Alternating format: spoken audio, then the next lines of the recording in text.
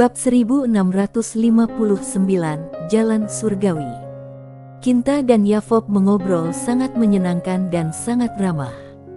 Hendo di samping ada kalanya melirik mereka berdua. Meski dia diam saja, ada sedikit kecurigaan di matanya. Sedangkan, Stari mendengarkan adegan itu dengan sangat tertarik. Dia sangat penasaran dengan tuan muda Paviliun Xianbao. Tentu saja, alasan dia penasaran hanyalah karena Paviliun Xianbao punya banyak uang. Dia penasaran apakah tuan muda Paviliun Xianbao dapat menghabiskan semua uang itu. Jika tidak bisa menghabiskan semua uangnya, dia dapat membantu menghabiskan sebagiannya. Mereka berempat melintasi padang gurun dan tiba di kedalaman pegunungan yang gelap. Mereka tidak dapat melihat langit saat mereka mendongakkan kepalanya, dan ada perasaan menakutkan di sekeliling mereka. Beberapa orang mulai waspada. Karena hanya sedikit orang yang akan menjelajahi daerah ini. Daerah ini disebut pegunungan binatang buas, tempat tinggal beberapa monster kuat. Para monster sangat mementingkan wilayah mereka, dan orang luar yang memasuki wilayah mereka akan dianggap sebagai penjajah. Itulah sebabnya mereka tidak terbang di udara, untuk menghindari masalah. Waktu terus berjalan, Sander tiba-tiba berhenti. Beberapa orang memandangnya. Sander menoleh ke kanan. Tidak ada apa-apa di hutan yang lebat itu. Ketika beberapa orang melihat tatapan Sander, mereka menoleh ke arah kanan, dan ekspresi wajah mereka langsung menjadi serius. Mereka merasakan ada sepasang mata yang menatap mereka dari balik hutan lebat. Yafob tiba-tiba menggenggam tangannya dan berkata, "Saudara monster, aku adalah anggota klan Tuogu. Maaf sudah mengganggu. Meski bukan anggota inti klan Tuogu, hanya cabang terpencil. Dia tetap menganggap dirinya murid klan Tuogu. Selama bertahun-tahun, sebagian orang akan menghormatinya karena identitas ini. Dia selalu bangga menjadi anggota klan Tuogu, dan berharap suatu hari nanti dirinya dapat benar-benar diakui dan diterima oleh klan Tuogu." Monster dalam kegelapan tidak bereaksi sama sekali. Sander melirik sepasang mata itu, dan seberkas cahaya pedang melintas di matanya. Melihat kondisi ini, pupil monster dalam kegelapan tiba-tiba mengecil dan berbalik badan serta lari.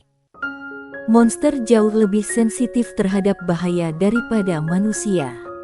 Dia sudah merasakan bahaya yang ditimbulkan oleh Sander.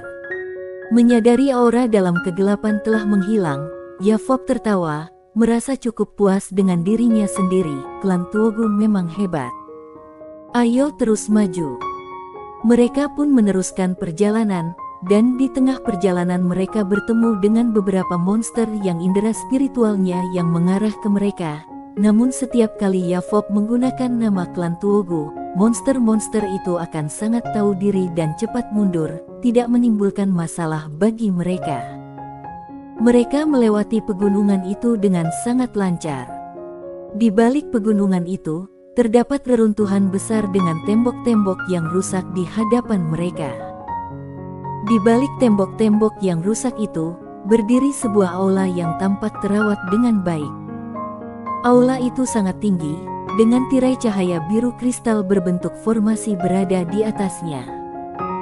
Hendo berkata dengan gembira, "Sepertinya belum ada orang yang datang untuk menjelajahi reruntuhan ini, ayo pergi." Yafob berkata, "Kak Hendo, jangan terlalu bersemangat. Tempat ini penuh dengan keanehan.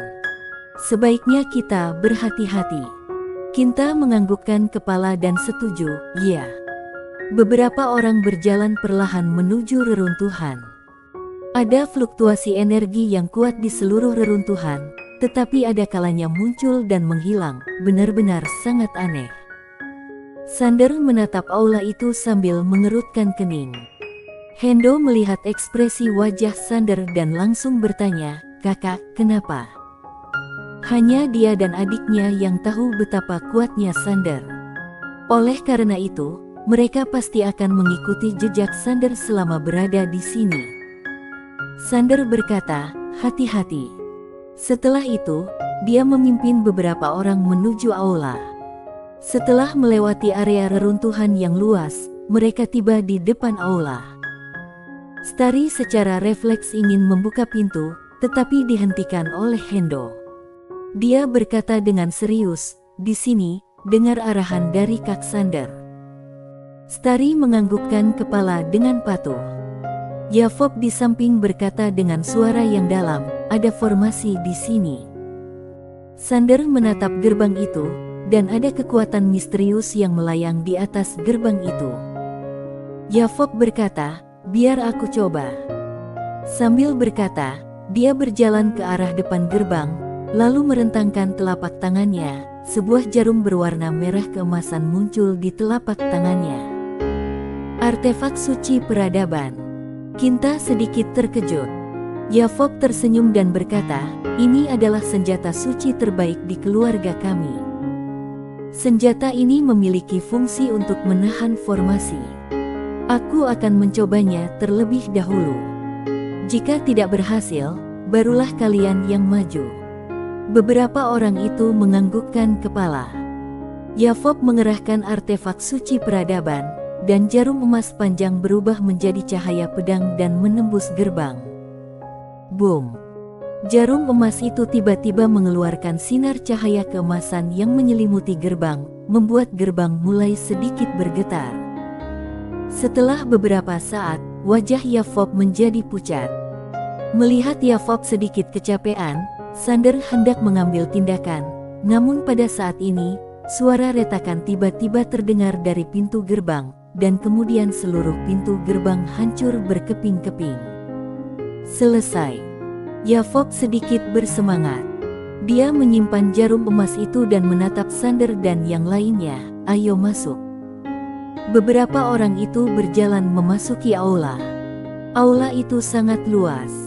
Ada patung seorang lelaki tua di tengahnya.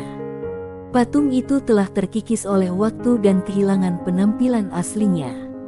Oleh karena itu, wajah patung itu tidak dapat dilihat dengan jelas dan banyak sekali debu yang menumpuk di atasnya. Tempat ini telah terlupakan oleh waktu. Beberapa orang memandang patung itu dengan rasa ingin tahu. Menurut logika biasa, ketika suatu sekte dihancurkan, seringkali akan meninggalkan beberapa cara khusus untuk meneruskan sekte tersebut, yaitu warisan. Namun, setelah semua orang menunggu cukup lama, patung itu tidak memberikan respons sama sekali. Hal ini membuat semua orang sedikit kecewa. Kinta mulai mencari di aula, tetapi kosong dan tidak ada apa-apa di sana. Akhirnya beberapa orang itu bisa memastikan bahwa tidak ada apa-apa di seluruh aula. Sangat kecewa. Hendo dan yang lainnya langsung menunjukkan kekecewaan di wajah mereka. Tetapi pada saat ini, Sander tiba-tiba berjalan ke arah patung yang bobrok itu. Dia memandang patung itu dan sepertinya merasakan sesuatu. Dia tiba-tiba menempelkan tangan kanannya pada bahu patung itu. Boom! Sander menyipitkan matanya sedikit. Pada saat itu, dia hanya merasakan bahwa kesadarannya telah melakukan perjalanan melalui sungai waktu yang tak berujung dan tiba di dunia yang kacau. Di dunia yang kacau ini, dia melihat banyak sekali prajurit yang menakutkan berlarian menuju jalan yang lebar.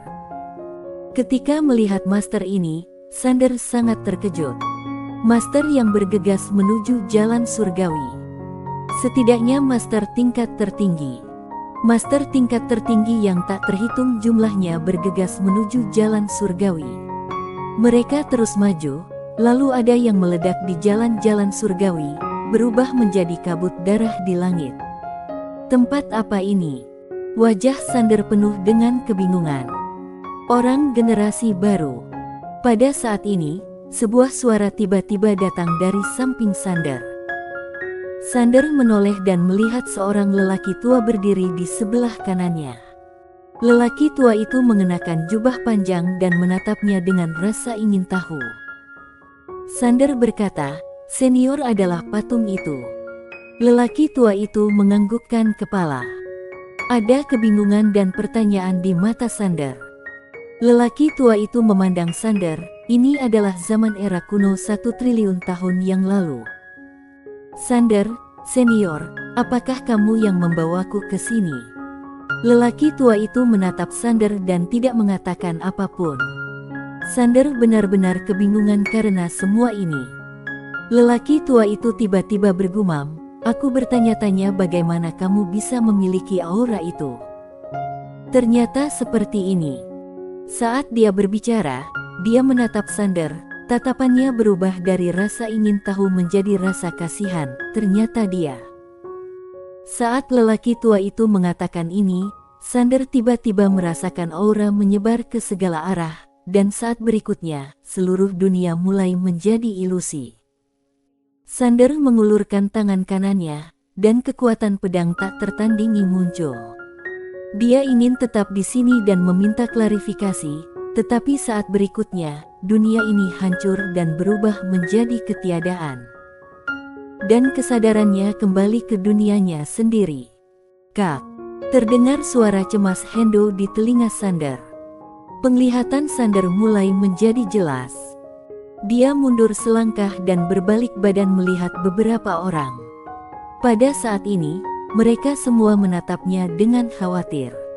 Yafop berkata, "Kakak, ada apa denganmu?" Sander berkata dengan suara serius, "Baru saja kesadaranku secara paksa dibawa ke 1 triliun tahun yang lalu." Sembari berbicara, dia menceritakan secara singkat apa yang baru saja terjadi. Setelah mendengar kata-kata Sander, semua orang terkejut. Kinta berkata dengan sungguh-sungguh, "Zaman era kuno. Tempat ini berasal dari miliaran tahun yang lalu. Surga." Sander menatap patung itu dengan cemberut di wajahnya. Dia terkejut bahwa ada begitu banyak master dari era miliaran tahun yang lalu. Apakah jalan itu adalah jalan surgawi? Saat datang ke sini, dia belum pernah ke jalan surgawi, jadi dia tidak yakin. Stari tiba-tiba bertanya, "Kakak, apakah lelaki tua itu memberimu uang?" Sander langsung terdiam. Hendo langsung berkata, "Kakak hanya kesadarannya yang melakukan perjalanan ke era sebelumnya, bukan tubuhnya." Saat dia berkata demikian, dia menatap Sander tersenyum masam. "Tidak ada, dia hanya mengatakan sesuatu yang tidak dapat ku mengerti." Yafop tersenyum dan berkata, "Kak Sander, asal-usul tanah terlarang makam dewa ini masih belum diketahui hingga hari ini. Kamu dapat memberitahu Paviliun Xianbao tentang apa yang baru saja kamu lihat, dan mungkin kamu bisa mendapatkan sejumlah dana sebagai balasannya." Sander berkata, "Aku tidak tertarik. Jika kalian tertarik, kalian dapat mencobanya nanti." Yafop ragu-ragu sejenak, lalu berkata, "Ini kesempatanmu, tidak pantas bagi kita untuk membicarakannya."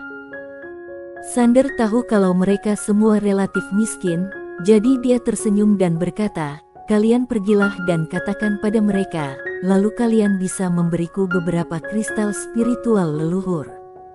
Baik. Yafop dengan cepat menyetujui, dan semua orang menjadi senang. Setelah meninggalkan aula, di bawah kepemimpinan Sander, beberapa orang itu berjalan menuju bagian dalam. Tidak lama kemudian, Sander melihat monumen darah yang pernah dilihatnya sebelumnya. Pada saat ini, ada 3 kelompok orang berdiri di depan monumen darah. Di sebelah kiri adalah pria berambut putih yang pernah dilihat Sander sebelumnya. Pria berambut putih itu mengenakan jubah hitam dan sangat sombong. Ada beberapa pemuda di belakangnya. Di kejauhan sebelah kanan pria berambut putih itu, berdiri seorang pemuda. Pemuda itu mengenakan baju kain kasar, dengan rantai besi pada kakinya, kaki ayam, berkepala botak licin. Di belakang monumen darah itu, berdiri seorang pemuda berjubah Tao dengan tongkat di punggungnya, tampak agak tua. Ketika Yafop melihat pemuda berjubah Tao dan pemuda botak itu, ekspresi wajahnya tiba-tiba menjadi serius. Sekte Benwu. Sekte Kumen. Bersambung.